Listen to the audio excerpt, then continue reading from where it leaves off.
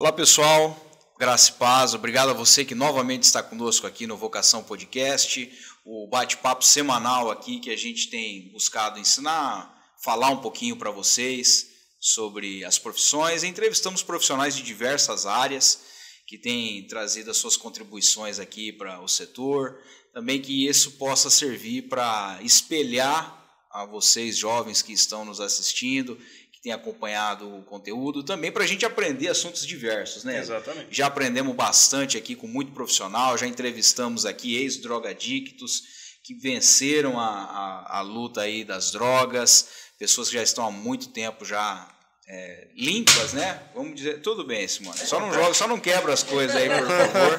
Isso está nada. Mas é muito interessante, já entrevistamos empresários e hoje nós estamos continuando o bate-papo com uma psicóloga, com uma doutora em psicologia, diretora pedagógica da FEA, que na última conversa nós conseguimos aprender bastante aí sobre como é que foi a tua trajetória profissional, né, Simone?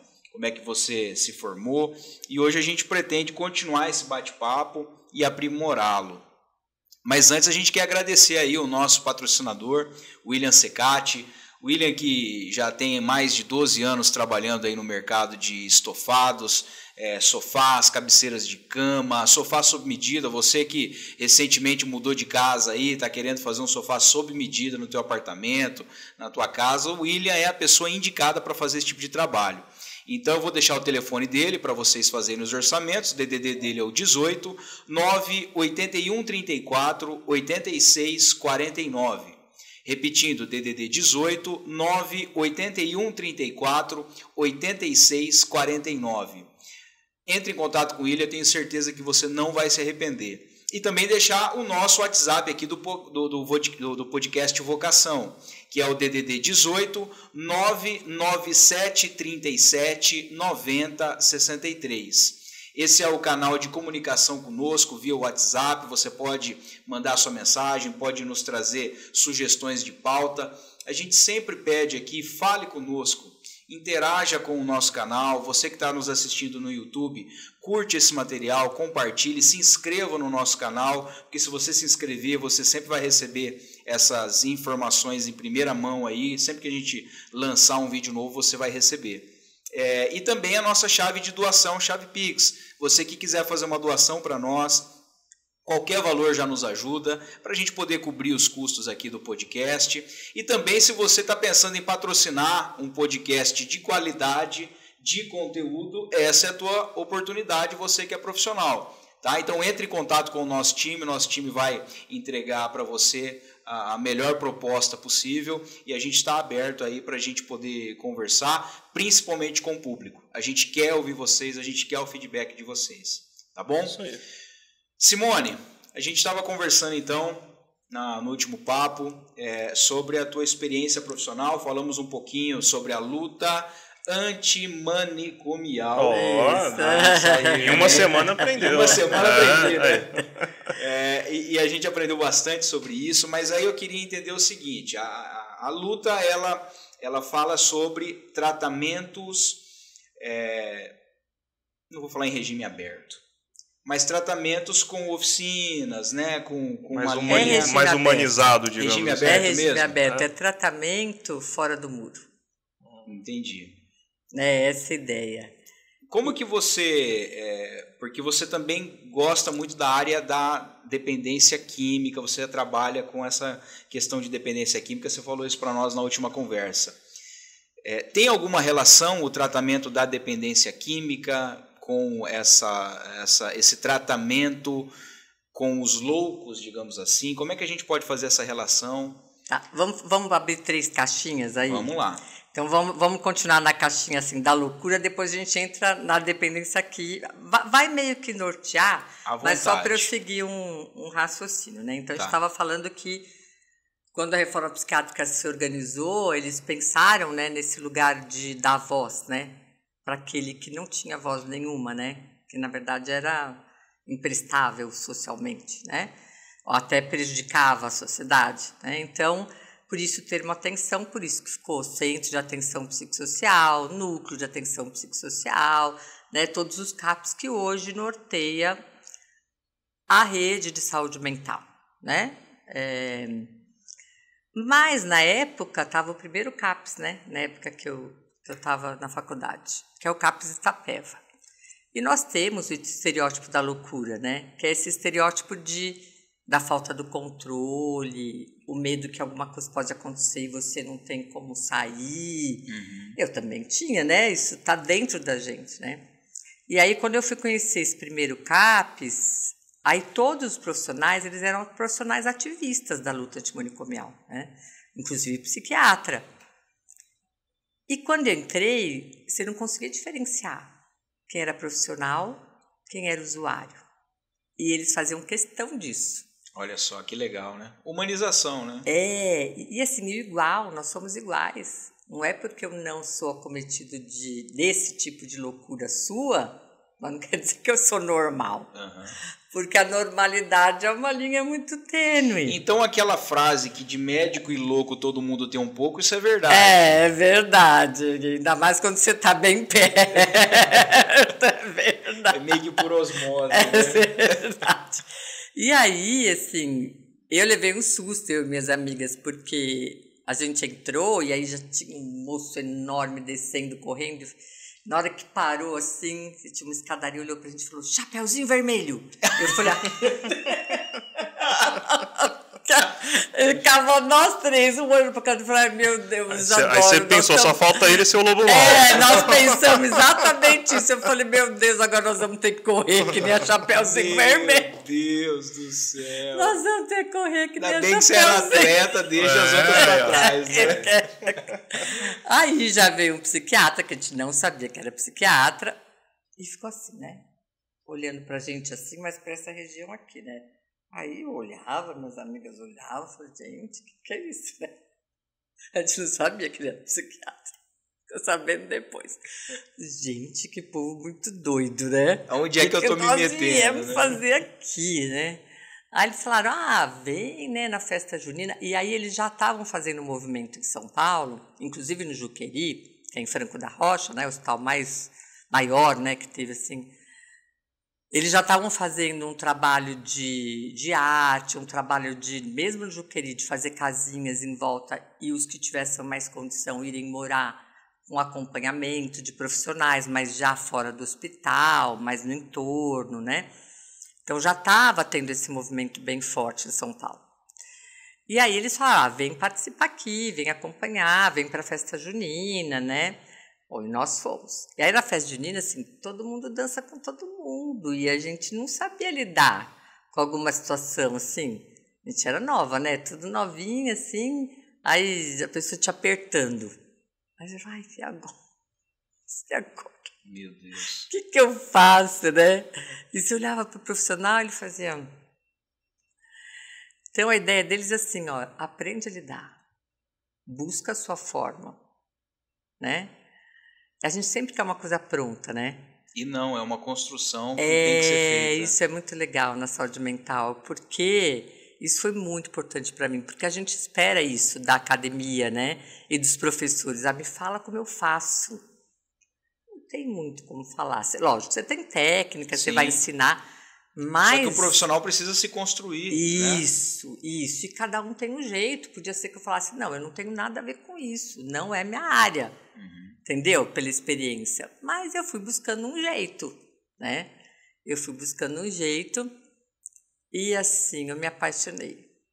E aí, eu já sou, né? Uma pessoa mais impulso, mais paixão, né? Mais colérica. Eu sou, né?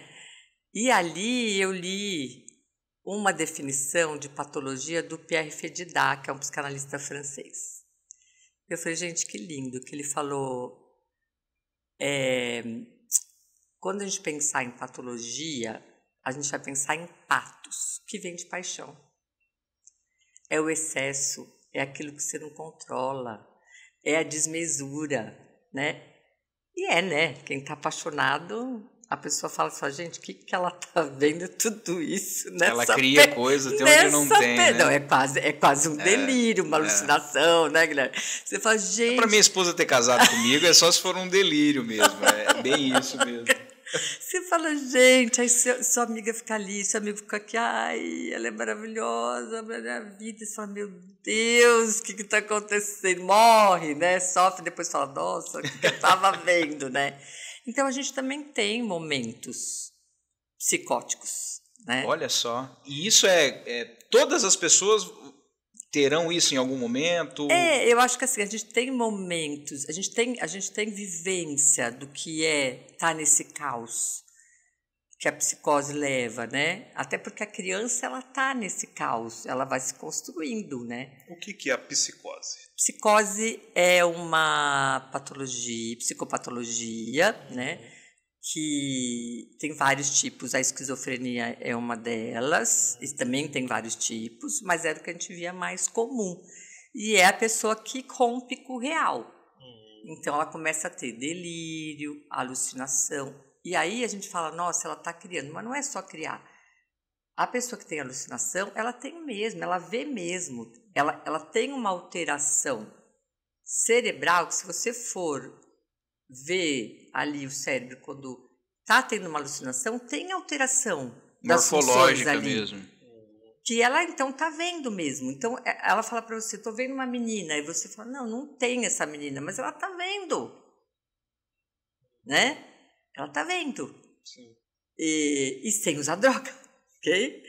Então, sem usar psicodélicos, sem usar, né, as drogas Simone, isso é um pouquinho do que acontece com a gente quando a gente está muito irado e a gente fala coisas sem pensar, age de um modo, às vezes, sem pensar na consequência das nossas ações naquele momento. Isso é uma psicose? Não. A psicose, ela realmente rompe. Ela passa para um outro lugar, isso. Uma crise de ciúme seria uma psicose? Aí é o ciúme patológico. E aí, se está vinculado com uma alucinação, um delírio, aí sim. Mas aí não é só os ciúmes, aí ela vai ter em outras situações. Porque o delírio, um exemplo assim, o que seria esse delírio que a gente está falando, da psicose, para diferenciar de um... Por exemplo, você assistiu Mente Brilhante?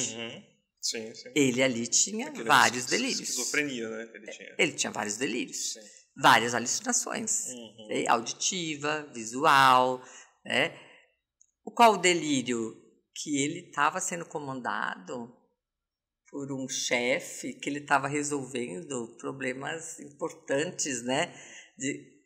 Então não seria por exemplo, uma voz, não seria uma voz, uma voz interpretativa, seria uma voz literal, a pessoa está ouvindo de fato. Duas coisas acontecem. O delírio é uma alteração do pensamento. Então, eu acredito que eu tô dentro de um lugar que eu sou o máximo e eu vou conseguir decifrar o código. Existe essa pessoa que já é uma alucinação visual e auditiva, que é uma alteração da senso-percepção. Então, você tem duas coisas combinadas. Então, uma alteração do pensamento, que é a crença que eu tenho, e uma alteração da senso-percepção, que é a alucinação, e que organiza junto. Então, está tendo mesmo uma alteração. Ele via mesmo. É que o John Nash, né, eu sempre passo, porque é difícil o aluno pensar, o aluno que não vivenciou, não teve uma pessoa com esquizofrenia, entender o que é. É muito louco a gente pensar isso, né? E acho que aquele filme, ele traz bem isso, porque a gente só consegue entender que aquilo não é real depois de um tempão do filme. Porque é uma história real, não é? É uma história real. Como chama o filme? Uma Mente Brilhante. Uma Mente Brilhante. Ele é um matemático. Eu sou apaixonado por aquele do DiCaprio. Titanic? Titanic. Ilha do Medo. Ilha do Medo. Também é um filmão também. Também é um filme que fala da esquizofrenia. Mas acho que Uma Mente Brilhante, ela é muito didática, ela é muito clara. Só que ele tinha ali uma coisa que levou muito assim a favor dele, né? Primeiro que ele era inteligência totalmente acima do normal, era um gênio, né? E depois que ele encontrou uma mulher que manteve uma relação afetiva, que conseguiu fazer com que ele ficasse um pouquinho na realidade, né? Sim. Então, foram duas coisas muito favoráveis. E é tão bonito que ele percebe que não é verdadeiro a alucinação quando ele vê que a menina não cresce. Quando ele percebe que aquela menina que ele sempre viu durante anos estava sempre igual. Aí ele falou, não é real. Ele mesmo chegou na conclusão... mas antes disso, ele foi internado, ele passou por eletroconvulsoterapia, que na época era isso, tomou um monte de medicação, que as medicações da época, e hoje ainda tem efeitos colaterais, mas na época era muito forte, tinha uma questão de não conseguir ter ereção, então isso prejudicava absurdamente a relação afetiva dele com a esposa, então ele ficava desesperado, aí ele parou de tomar e tudo voltou.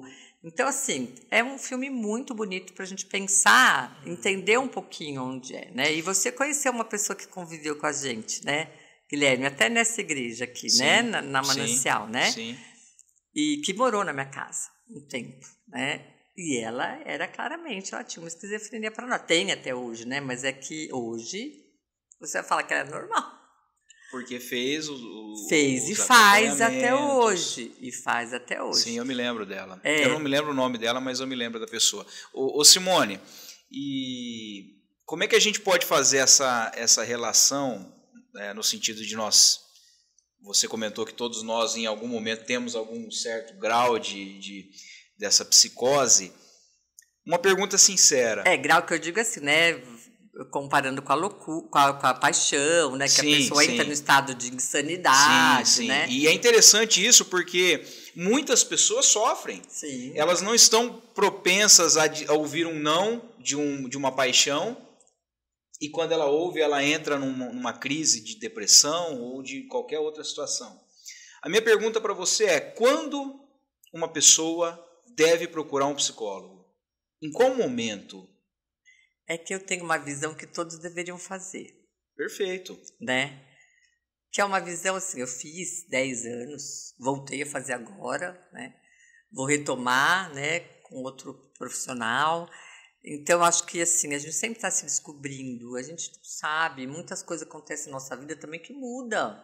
A nossa percepção das coisas, sim, né? Sim, que muda. A vida é muito dinâmica, né? É muito dinâmica. E assim, ninguém está totalmente imune de enlouquecer ou não enlouquecer, ou qualquer outra coisa, deprimir ou não deprimir, né? Ainda mais na sociedade que a gente vive hoje, que é uma sociedade assim, muito sem sentido, né? Que a gente está tão avançado em algumas coisas e que a gente vê coisas gravíssimas acontecendo que você não tinha antes, né? Principalmente o tato social, né? Eu acho que, desculpa interromper, mas uma coisa que mexe muito com a mente, o psicológico das pessoas, é a forma de lidar socialmente, que foi para um meio digital, um meio menos presente. Sim. Inclusive, eu estava vendo alguém comentar, por exemplo, que antigamente... Hoje a gente não tem muita necessidade, por exemplo, de visitar um amigo, porque no Instagram a gente acompanha como está a vida dele, no stories e tudo mais. Aí é que você tinha falado no programa anterior, da falta do contato, do isolamento. Isso. Acho que esse é um ponto... muito forte hoje. E um menosprezo pela vida mesmo. Eu achei que depois da pandemia a gente fosse ter uma baita valorização pela vida. Voltamos a como sempre estivemos, né, anteriormente. Piorou. As pessoas morrem, morreu. Né? Uma coisa muito, muito louca. Isso é muito louco. Acho que a gente não se recuperou, né, da mudança ali da Covid. Eu não sei, eu acho que foi uma coisa... tem várias sequelas, né, eu acho. E vamos ter por um tempo, né? Foi um quadro grave, uma pandemia gravíssima, né, de saúde, e que a gente está no caos da saúde. Sim. Falo, né? no caso psicológico mesmo, do social. Isso, sim. Muita coisa mudou. Muita coisa. E, de certa forma, a droga, ela vem ser, então, uma fuga de realidade para muitos jovens. A droga vem, mas queria entrar isso depois, em outro programa. Eu queria voltar só à linha da... Sim. Porque eu vou falar um pouquinho... Porque aqui, assim, em Araçatuba, eu tive todas essas experiências, né? A psicologia hospitalar, na dependência química e no transtorno mental. Então, eu vou seguir uma reta para a gente finalizar aqui, né? Sim. E depois começar. Tá. E aí, assim, eu aprendi o trabalho do AT, acompanhante terapêutico. Vou ter que voltar para a dependência química. Na Greenwood, né? Que é uma última clínica, conversa a gente estava falando, que é uma clínica de recuperação de dependência química. Mais particular, né? Tá. E tem todos os tratamentos, né? Terapeuta familiar, grupos intensivos, a pessoa fica internada, tem todo um processo, uma forma de pensar o tratamento, né? E um primeiro momento do estágio lá, a pessoa entra e a ideia é que se faça uma conscientização, mesmo que a pessoa vá voluntariamente, né? A dependência química ela é muito, eu vou te dizer, traiçoeira para o próprio indivíduo, porque se ele consegue ficar um pouquinho sem, ele fala, nossa, ela não me pega. Relaxa. Aí eu posso usar um pouquinho. Ele vai se permitindo concessões que não tem dimensão do tamanho do estrago, entendeu? Então, a conscientização, a gente lá na clínica dava um prazo mais ou menos de uns 3 meses, mas isso depende muito do indivíduo, né? Mas era assim, um tratamento intensivo, grupo terapêutico direto. E aí, dentro desse grupo terapêutico, nesse tempo, eles iam fazendo o que a gente chama de percurso. O que é isso, né? Ele colocava, nesse grupo eles falavam, qual foi o primeiro lugar da sua vida que você teve contato com a droga? Aí a pessoa colocava lá no mapinha. Tá. E aí depois, a pessoa ia fazendo um percurso no mapa de como foi esse histórico. Às vezes você tinha paciente que estava 10 anos na dependência química, às vezes a 1, às vezes a 2, né? Isso era um dos grupos que eram trabalhados dentro de vários outros grupos. Quando o indivíduo entrava no processo de consciência, eles abriam para, então agora ele já pode começar a sair da instituição, mais acompanhado. Isso de final de semana. E se ele tiver uma nota boa durante a semana.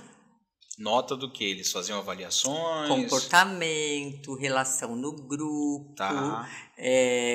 Isso você incentivava ele, então, a participar ativamente Isso, aí a pessoa realmente, né, ter uma participação efetiva e não estar burlando ali que está fazendo tratamento. Né? Então, tinha todo esse processo. Aí a gente fazia bolo, né, cantava parabéns. E aí, nessa época, eu já tinha tido contato com o AT, porque o Kalina, que foi esse que eu falei, né, que veio, ele que introduziu o AT na Argentina. Ele foi o pioneiro. É o AT? Acompanhante terapêutico. Tá. Que na época ele chamou de amigo qualificado, porque ele tem uma clínica de dependência química na Argentina, que chamava Guadalupe, e ele começou a perceber que os pacientes ficavam bem durante o tratamento, mas depois que saía, recaía. E qual que é a função Então, aí ele falou, eu preciso ter alguém que seja antidrogas e que esteja com essa pessoa para auxiliar ela a voltar para a vida. Reinserir ela na sociedade. Isso. Entendi. Aí ele chamou de amigo qualificado. Aí depois, várias pessoas foram escrevendo sobre esse trabalho e virou acompanhamento terapêutico. Né? Tá. E aí eu tive contato ali. E foi muito no começo, no Brasil. Então, eu participei dos primeiros congressos, sabe? Desde o comecinho, assim. E o Kalina era o nosso supervisor. Olha o privilégio. Olha só. Que era uma referência, né? É quem plantou, né? Legal. Quem plantou. E aí a gente começou a fazer, mas em grupo. A gente era estagiária, ainda era estagiária, né? Falei, Simone, então... então, em grupo. Vamos com todos os pacientes que estão bem, que já podem sair, que estão melhor, no Play Center. Eu vivi tanta... Eu gostaria de ir no Play Center. Fechou o Play Center, né? Então, todo mundo acha que é gostosinho, né? Mas eu vi tantas coisas. Porque assim, quem que vai fugir? Isso foi em quantos que vocês foram lá, contando a equipe? Esse dia fui eu e mais um amigo, mais um estagiário que também estava lá fazendo o AT, uma enfermeira, e foram 2 carros em 10. Caramba! Aí, bom, tudo bem, mas você tem que ficar o tempo inteiro vigio, entendeu? Você está lá a trabalho, né? É uma responsabilidade. A pessoa está internada. Você está tirando ela. E eram pessoas de várias faixas etárias ou eram mais ou menos... Eram várias faixas etárias, né? Mas assim, a maioria era jovem para adulto jovem, né? A maioria. Só os alcoolistas que eram mais velhos, né? Interessante isso, né? Porque o alcoolista, ele suporta mais tempo sem chegar no fundo do poço. As outras patologias, elas te levam mais rápido. Que comentário interessante. Mas vai chegar em algum momento, né? Forçosamente. Provavelmente, né? Não quer dizer que as pessoas que bebem muito vão chegar todas a um alcoolismo, né? Mas, assim, vai demorar e vai chegar, e geralmente vai chegar mais velho, né? E a não ser que faça uso das duas substâncias, né? O álcool e outra droga, né? Associada. E esse dia eu lembro que foi uma das primeiras experiências. E aí um paciente que já estava bem, que já estava saindo, já estava até já indo para a clínica, ficando um pouco na casa dele, foi dirigindo, né? Um carro. Voltando cadeia.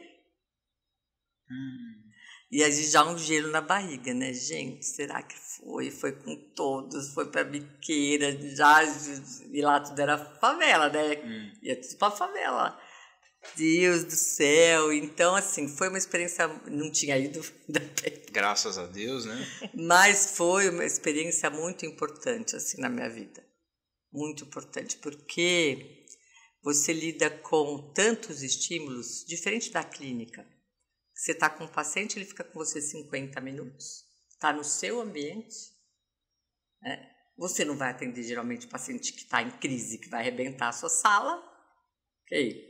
Né? Então, assim, poucos estímulos, é seu lugar, entendeu? É diferente, né? Do que você estar num lugar aberto, onde qualquer coisa pode acontecer, né? Então, eu falo que o AT, ele é um tipo de trabalho que depois você fica capacitado para passar por qualquer situação.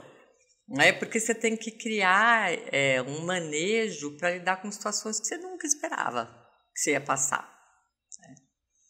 E eu vivi muitas histórias muito importantes, assim, e aí eles começaram a estruturar o AT na clínica.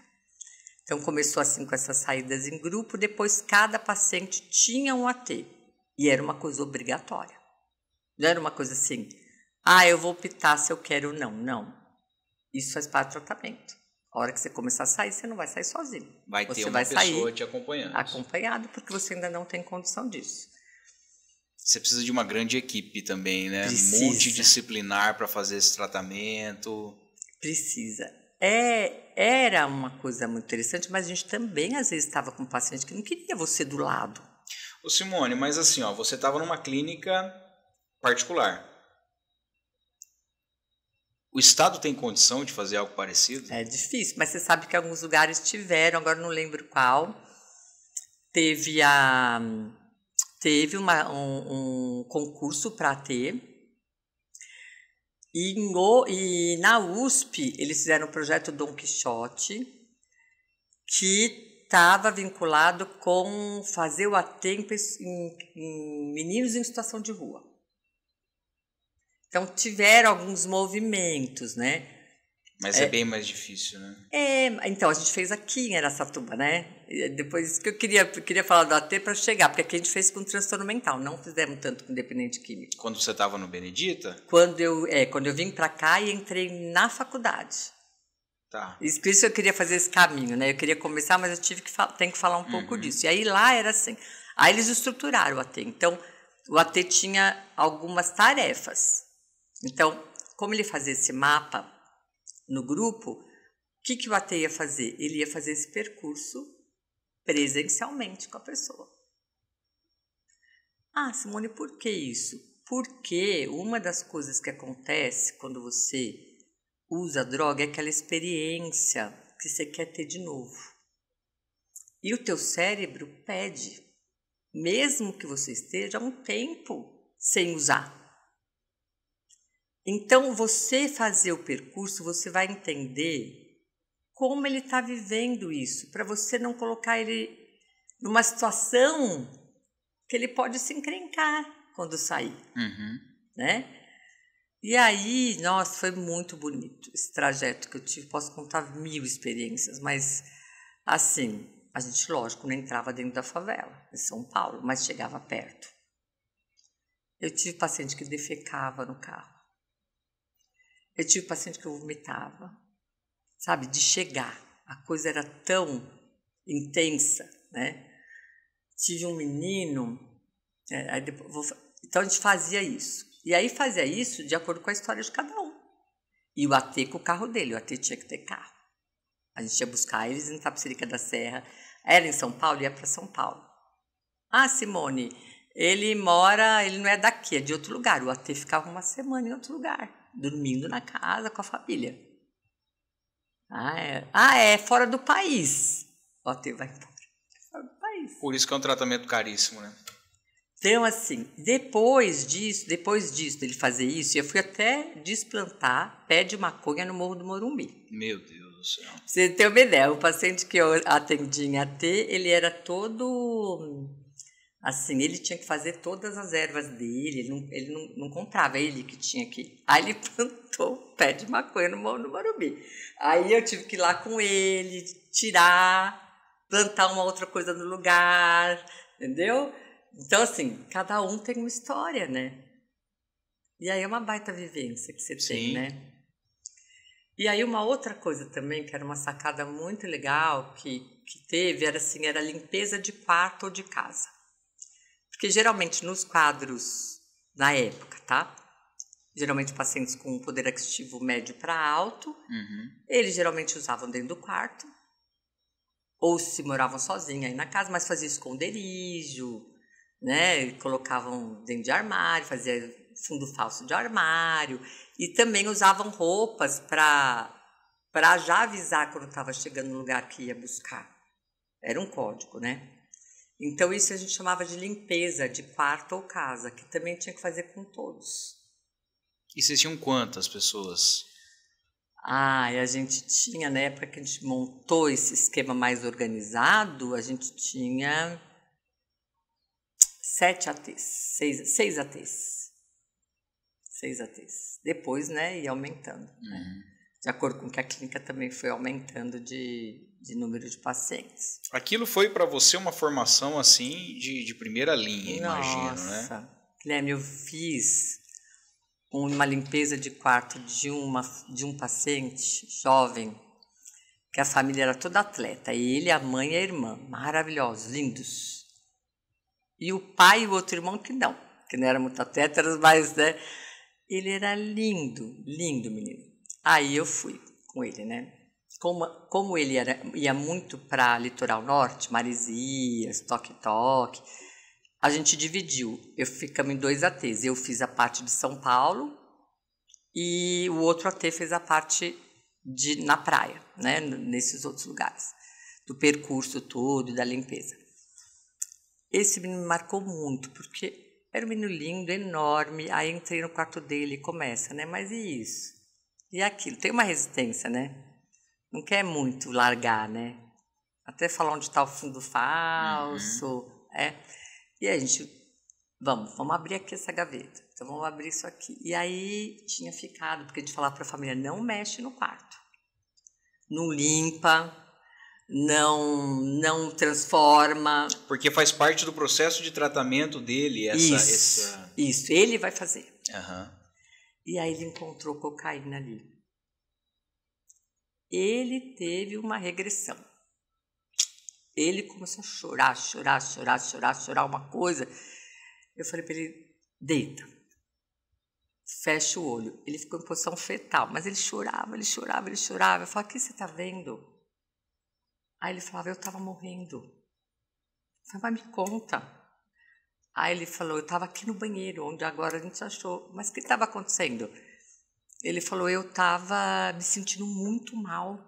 Eu ia morrer, eu não conseguia chegar na porta para pedir ajuda. E eu rastejava e eu falava, vou morrer. E eu não conseguia, porque mesmo eu tendo essa força, não tinha nada de força, nada fazia funcionar em mim. E eu cheguei num momento que eu falei, eu vou ter uma overdose. Eu estou indo embora. E aí, com muita dificuldade, eu consegui bater na porta, minha mãe abriu e me socorreu.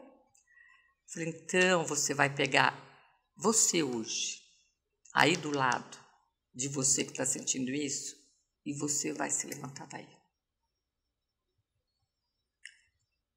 E aí ele fez, foi muito... Aí jogou, falei, agora a gente vai jogar a droga dentro da privada. Deu descarga. Falei, agora você vai ser muito honesto com tudo que você tem que limpar aqui. Só que em outro momento, agora você vai para a clínica absorver esse nível de catarse que você teve. Sim. Porque ele viveu de novo uma sensação de quase morte. Então, assim, tive experiências muito, assim, sensacionais. Muito sensacionais, né?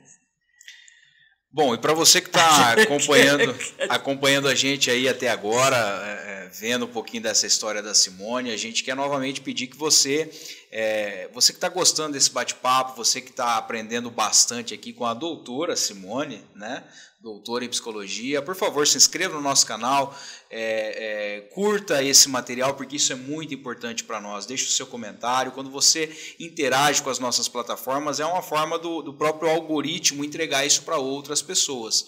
Então, nós precisamos dessa relação de vocês com o canal aqui do YouTube, tá bom? Então, por favor, ativa o sininho do YouTube, porque aí toda vez que tiver um novo post, você vai receber isso em primeira mão, tá? A gente todo sábado às 15 horas, né? Isso. Sábado, 15 horas é o horário que a gente sempre está divulgando novos conteúdos, você vai receber a informação aí em primeira mão, tá bom?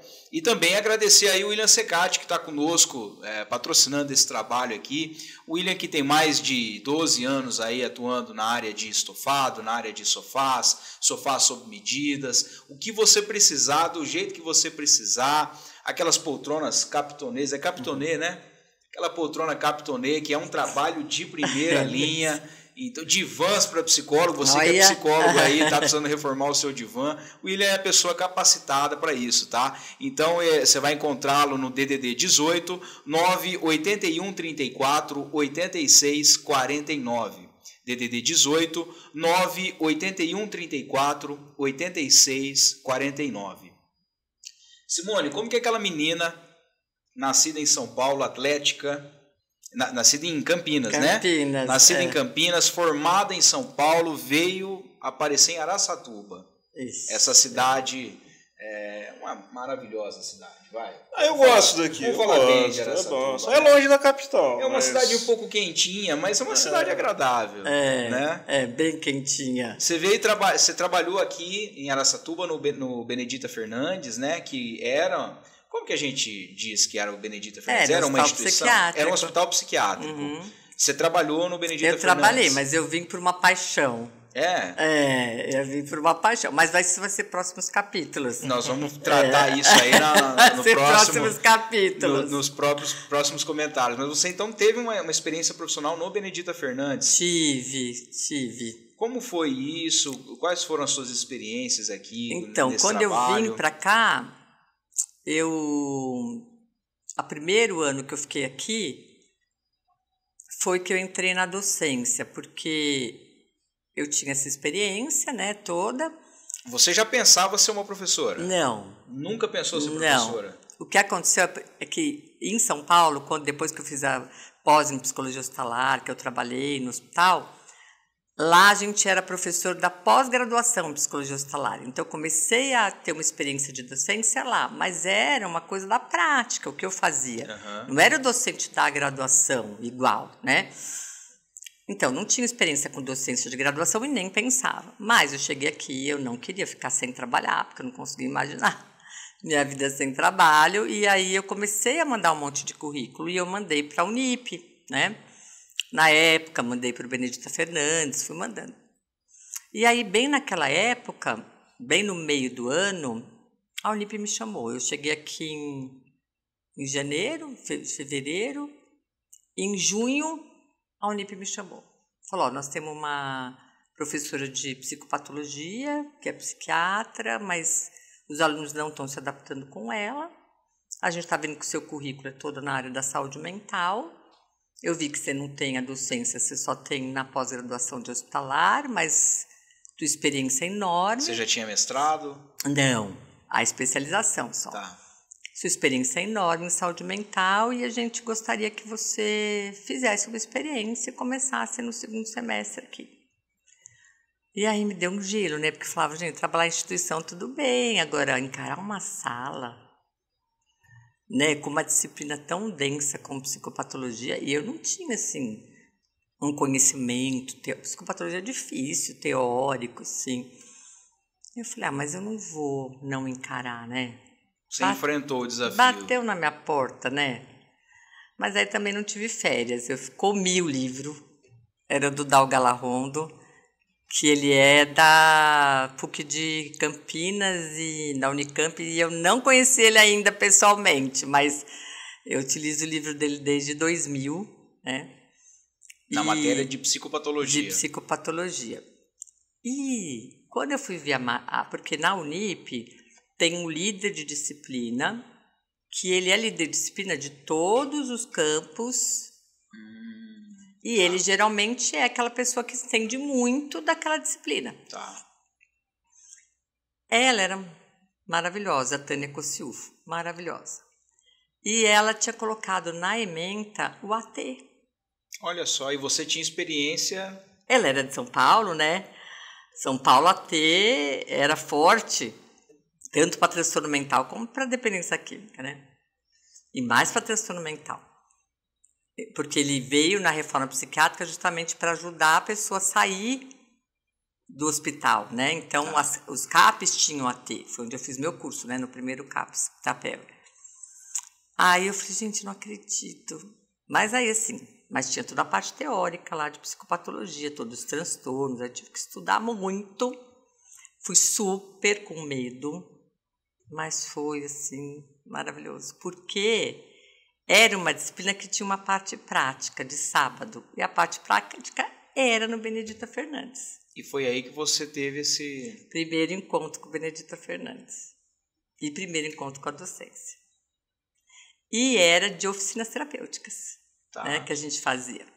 Então, dois dispositivos terapêuticos que tinha na ementa, que é o acompanhamento terapêutico e as oficinas terapêuticas, que são, para mim, os dois dispositivos mais revolucionários da saúde mental, tinham na ementa. E um era prático, que era a oficina lá no Benedita.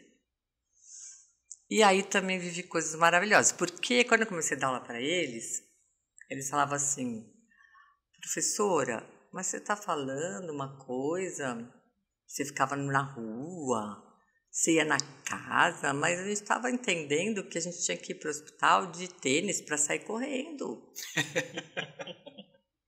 Que coisa maluca, né? A gente estava entendendo que não pode ir com esses brincos que você usa desse tamanho, porque a nossa orelha vai estar rasgada. E gente, não é que um dia a gente não vai poder correr, e não é que eu vou garantir para vocês que a sua orelha não vai rasgar. Vocês não vão levar uns TABF, né? Mas não é a minha conduta. Não tenho essa conduta, não é o que aprendi, não é o que eu vivi, né? E Simone, você que não pensava em ser professora, como que hoje é a docência para você? E a docência para mim é um alimento, Simone. Porque eu aprendo muito com os alunos, muito. Essa interação deve ser muito rica, né? E eles são excepcionais. Eu tenho encontro com eles, assim, e antes mais, né, quando eu estava muito na docência, são pessoas que foram minha família, que são minha família aqui. Né? Foi muito bonito esse trajeto. E aí eu fui, né, começar a dar aula, e aí eles começaram a ter essa experiência, e eu também, né, porque eu não conhecia o hospital. Começamos a fazer as oficinas, e aí foi muito bonito. Eu lembro de uma oficina que a gente fez, que a aluna chegou atrasada. Não, ela estava falando no celular. E eu sou, assim, mais light, mas eu sou meio rígida com algumas questões, né? Eu falei, não tem essa possibilidade de você falar no celular quando você está com o outro dentro de uma oficina terapêutica. Isso não existe. Aí ela encheu o olho de lágrimas e falou, professor, desculpa. É meu aniversário e eu saí de casa e meu filho não tinha me visto. E ele me ligou desesperado. E eu não consegui não atender. Tá bom. Aí sentou, Aí começou, o olho dela cheio de lágrimas, começou, né, a oficina, tudo, continuou fazendo, aí chegou uma hora e eu falei, gente, hoje a gente tem uma aniversariante. Ah, é? E as pessoas com transtorno mental, elas são muito verdadeiras. É muito bonito ver isso. Aí uma falou, jura? Eu falei, juro. Quem que é? Eu falei, é tal aluna. Aí eles levantaram e começaram parabéns. E ela começou a chorar, chorar, chorar. A hora que acabou, ela falou, professora, nunca eu tive um parabéns desse na minha vida. Era uma pessoa de uma classe social alta, tá? Olha só. Como essa interação é rica, né, Simone? Muito bonito. A gente às vezes acha, a gente passa muito por isso na igreja. Às vezes a gente acha que a gente vai abençoar alguém e no final das contas somos nós que saímos daquele lugar abençoado. Isso. Né? A gente acha que vai levar afeto e a gente que recebe o afeto. E aí eu fui vendo uma coisa linda neles, assim. E fui me apaixonando muito, e aquilo foi ficando muito forte, porque essas vivências, assim, os alunos se aproximaram muito, porque eles estavam pensando que eles iam ter que ir de tênis, sair correndo, né? Que eles iam ter, e ali eles viveram coisas maravilhosas. E aí, né, como eu tinha vindo por uma relação, né, não tinha nenhum vínculo com Araçatuba, né? Mas a pessoa que eu comecei a me relacionar tinha acabado a residência, veio para cá. E aí, não, você vai vir junto. Eu já tinha meu primeiro filho, né, Yuri, e foi muito difícil, porque a minha família era uma família muito vinculada. Muito próximos. Muito. Era o meu primeiro neto, primeiro sobrinho. Então, ele era tudo. Uhum. E chegou aquele que não tinha nada. E eu tinha que me dividir. Entre a professora, entre a profissional, entre a mãe, entre a esposa. Isso. E aí foi muito difícil, muito. Aí eu sofri muito, ele também, né? O meu companheiro na época também. E aí eu falei, eu vou voltar. Eu vou voltar, a gente chegou no consenso, é melhor. Mas a gente ainda era muito apaixonado, então voltou assim, eu acabada, né? Chorando muito, ele também. E voltei. Aí voltei e falei para minha chefe, né, de São Paulo, né, a líder de disciplina, eu falei, olha, eu vou pedir demissão, né, não vou mais morar aqui em Araçatuba, eu vou pedir demissão e aí vou retomar minha vida aí, onde eu já trabalhava, né, vou ver se eu consigo retornar. Ela falou, não, você não vai pedir demissão. Isso na Unip? Na Unip. Isso é excelente, eu vou te transferir.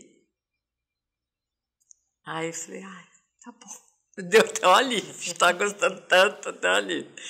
Aí me transferiu. Então a docência te apaixonou mesmo. Me a docência apaixonou, foi uma. mas eu acho que ela me apaixonou porque tinha prática junto. Entendi. Eu sou muito extensionista. Entendi. Sou muito uma professora extensionista, eu não sou pesquisadora. E aí você voltou para São Paulo? Voltei para São Paulo. Ficou muito tempo lá? Então, aí fui na primeira reunião, aí estava abrindo o campus da Unip de São José dos Campos. Nessa disciplina, que era no 4º ano, né? E ninguém queria ir.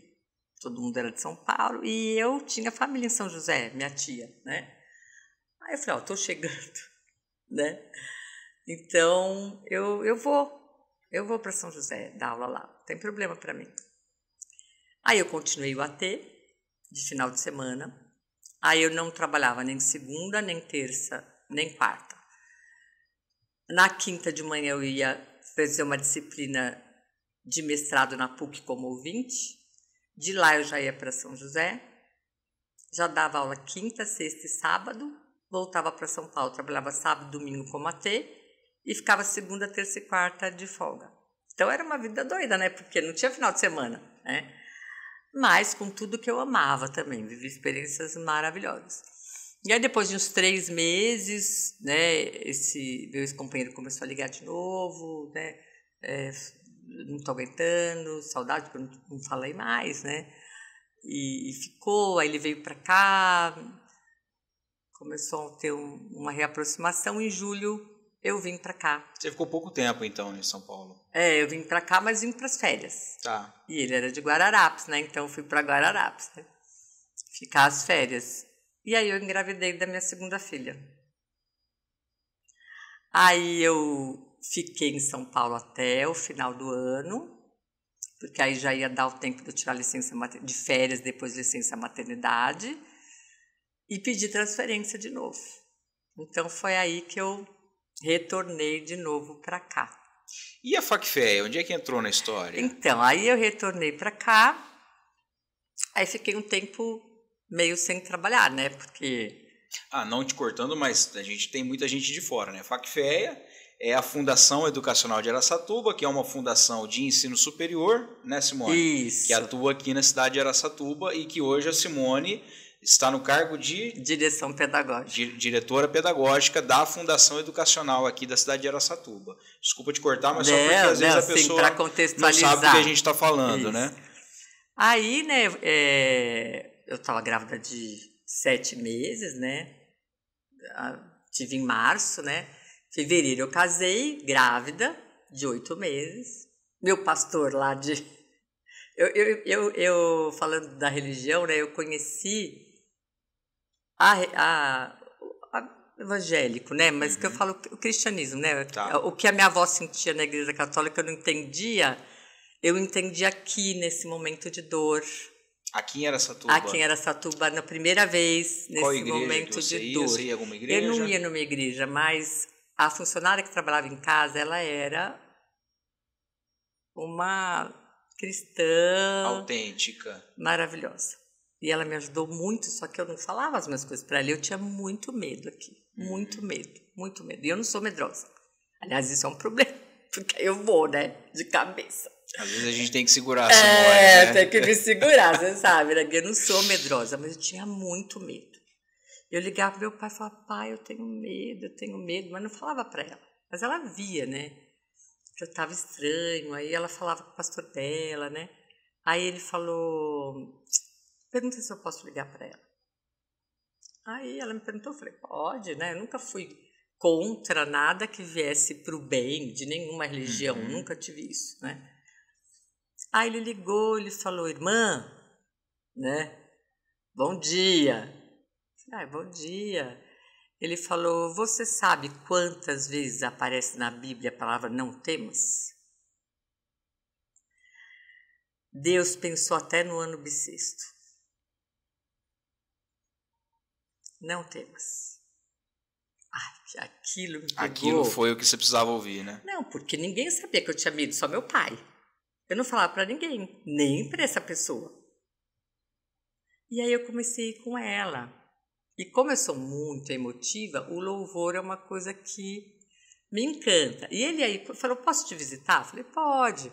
Aí ele vinha me visitar às vezes em casa, falava, e eu fumava, né? Falava, eu ainda vou te ver cantando muito louvor. Eu falava, coitado, você me vê cantando louvor. E eu sou muito emotiva. Quando eu comecei aí, o louvor me encantou. Né? E aí eu tive essa experiência aqui, numa igreja bem pequenininha, junto com ela, uma igreja perto da casa dela, e foi muito bom. E aí, quando eu fui embora, ela falou, eu vou te orientar a procurar uma igreja, que é uma igreja mais pentecostal, mas que é um pastor que eu tenho certeza que vai te amparar, né? E aí eu fui para... que tem aqui na frente até. Quadrangular? Isso, para quadrangular lá. E lá eu fiquei esse tempo, né? Que eu fiquei em São Paulo. Ele acompanhou minha gestação, né? Orou muito na minha barriga, né? E veio fazer meu casamento. Olha que legal. Eu grávida de 8 meses. Ele veio fazer meu casamento. Foi lindo. E ele era excepcional. Quando eu fui batizar meus filhos, que aí já tive o Ian logo depois da Yasmin. E aí minha família era católica, do meu marido também, né? E essa coisa de batizar, aquela coisa, eu liguei para ele.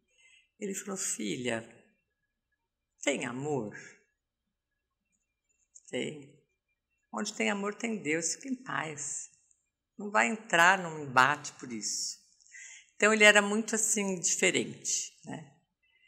E aí eu vim, aí depois que eu tive o Ian, eu comecei a querer trabalhar de novo e comecei a mandar os currículos. Aí já estava no finalzinho de expirar meu tempo de voltar para a Unip. Aí a Unip me chamou.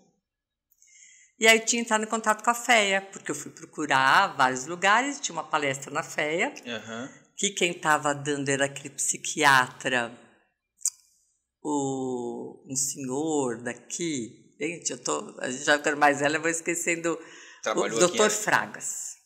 Foi dar uma palestra na FEA. E eu vi ali, né, uma divulgação, um psiquiatra, e que ele tinha uma formação em psicodrama, que é uma técnica dentro da psicologia, né, uma abordagem. Falei, vou assistir, né? E aí foi que eu entrei a primeira vez na FEA. Aí tive contato ali, aí conheci o coordenador, que era o Gomes, muito doidão. Eu falei, gente, que gostei, né? Aí ele falou, manda seu currículo. Aí eu mandei meu currículo. E aí ele me levou para a FEA. E aí o Benedita já me chamou. E aí eu fiquei na FEA, na Unip e no Benedita. Aí você mergulhou de vez em Araçatuba. Aí mergulhei de vez em Araçatuba. Que legal. Simone, para a gente já partir para o final, faz um pouquinho aí de propaganda da FEA. O que é a FEA? Quais os cursos da FEA? O que a FEA pensa para o futuro? Explica aí para o pessoal que está nos acompanhando. A FEA foi um presente, né? Porque a FEA me trouxe... A FEA ela é uma fundação, então ela foi criada, né, por lei municipal, ela é pública de direito privado, e ela não tem uma rigidez como a gente tem nas outras instituições, né? Então, assim, você tem uma ementa ali, mas você pode pensar no conteúdo, pensar como que você vai fazer isso, e essa liberdade me permitiu fazer muitas coisas na FEA, desde o comecinho. E quando eu retomei para cá e fui, né, trabalhar no Benedito, eu me assustei muito com o que eu vi, porque era muito fora do que eu vivi. E ali foi o lugar que eu tive liberdade para fazer muitas coisas maravilhosas, que depois eu vou contar, se eu tiver a oportunidade de vir de novo aqui. Claro. Mas hoje, né, como diretora pedagógica da FACFEC, também não foi uma coisa que eu escolhi, que aconteceu. Foi uma coisa que surgiu, né? Que surgiu, acho que Deus vai falando, agora você vai para cá, agora você vai para cá. E aí, hoje, né, tem administração, né? A gente retomou Ciências Econômicas, que foi o primeiro curso da FEA, e um curso que foi maravilhoso, e é um curso apaixonante. Que, inclusive, eu já estou inscrito. Isso, exatamente. Ai, é lindo, né? Gente, legal. É lindo. Quem sabe a gente traz economia solidária para Araçatuba.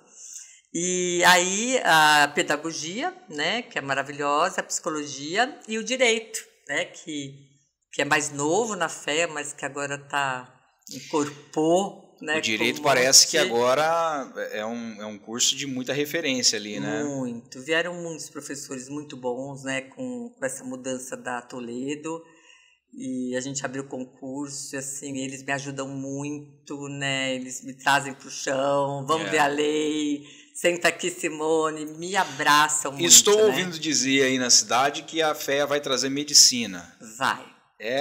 Vai. Vestibular em outubro, provavelmente. Olha só, parabéns pelo seu trabalho, Simone. Parabéns. E terapia ocupacional também. TO também? Também. Legal. Também. Então, a partir do ano que vem, a gente vai ter muita novidade aí na FEA. Vamos. Simone, muito obrigado pela tua visita. Eu acho que foi uma conversa muito enriquecedora aí, tudo que a gente conversou. Obviamente, nós vamos precisar de outras oportunidades. E você já está convidada aqui.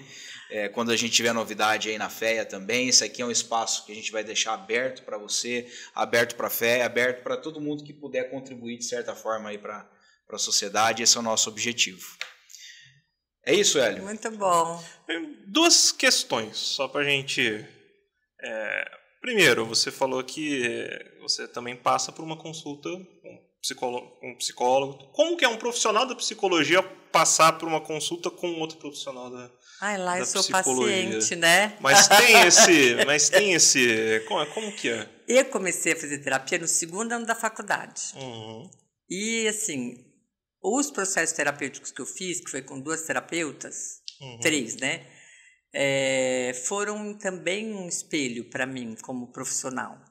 Então, assim, isso está em mim, fazer terapia, então não é algo estranho, né? E é muito bom ter um lugar onde você pode, né, estar, né, com você, falar, né, de você se olhar de um outro jeito, né? É muito gostoso. Você aprende até enquanto profissional também, né? Muito. Mas é algo que você consegue, assim, deixar de lado, ser um paciente... Sim. Acho que a pergunta do Hélio é no sentido de que quando a gente é profissional, a gente não consegue desligar, né? Quando você é um profissional de uma área e precisa de um serviço de um profissional da mesma área. Igual a pessoa, o cabeleireiro, por exemplo. Que ele vai num outro cabeleireiro para cortar eu sou muito de troca, sabe? E inclusive eu, como psicóloga... As pessoas que me procuram são pessoas que são companheiras, assim, né? Não tenho relação com elas fora da clínica, mas eles são maravilhosos na minha vida. Eu tenho um paciente que está comigo há 8 anos. Tem um paciente que foi embora para Portugal e até hoje. Ele está melhor que eu, você está melhor que eu, viu? Para, desgruda. Isso é gratificante para o profissional, né? Aí uma última, só para... quando eu perguntei lá da faixa etária do pessoal que foi no Play Center e tudo mais. O cérebro, ele tem uma plasticidade, né? E com o passar dos anos, ele vai perdendo um pouco essa plasticidade. Sim. Quando a pessoa ela é, por exemplo, uma drogadicta jovem, e ela é mais fácil para ela ou é mais difícil em relação a um idoso drogadicto ou uma pessoa de mais idade de trabalhar o vício, de eliminar, de gerenciar? Porque de um lado a gente tem uma energia de um jovem, do outro a gente tem uma rigidez de uma pessoa mais velha, mais de idade, né? Como que é isso? Os mais velhos geralmente são alcoolistas, né? Geralmente, né? Não é que não tem idosos dependentes de outras drogas. E que muda um pouco, eu acho, a forma, né, de relação, assim. Mas, assim, depende muito do tempo de uso. Depende muito de como essa pessoa se organizou dentro da dependência química. Se ela simplesmente largou tudo, entendeu? Trabalho, tudo, viveu só, né? O uso da droga ou do álcool, o quanto isso danificou, né? Em termos sociais, em termos também físicos, neurológicos. Então, tem muitos aspectos, né, que influenciam, e o próprio desejo do indivíduo de sair desse lugar. Mas, né? Tem uma pequena diferença ali no trato, no processo. Tem. Um pouquinho. A gente geralmente divide até, né, para fazer o grupo terapêutico, às vezes mistura para trocar experiências, mas quando já está mais amadurecido, né? Tem vários processos assim. Entendi. Isso aí. Simone, a gente sempre encerra com uma pergunta baseada numa história de Martinho Lutero, que foi um grande pensador aí da ciência das religiões, um dos fundadores, né, da igreja protestante, que ele estava passeando pela rua e um sapateiro um dia chegou para ele e falou assim: Lutero, como é que eu posso servir melhor a Deus? Talvez esperando a resposta de que, olha, vá para uma igreja, faça um sermão. E Lutero responde assim: olha, faça um bom sapato e venda a um preço justo. Baseado nessa resposta, como é que um psicólogo ele pode servir melhor a Deus?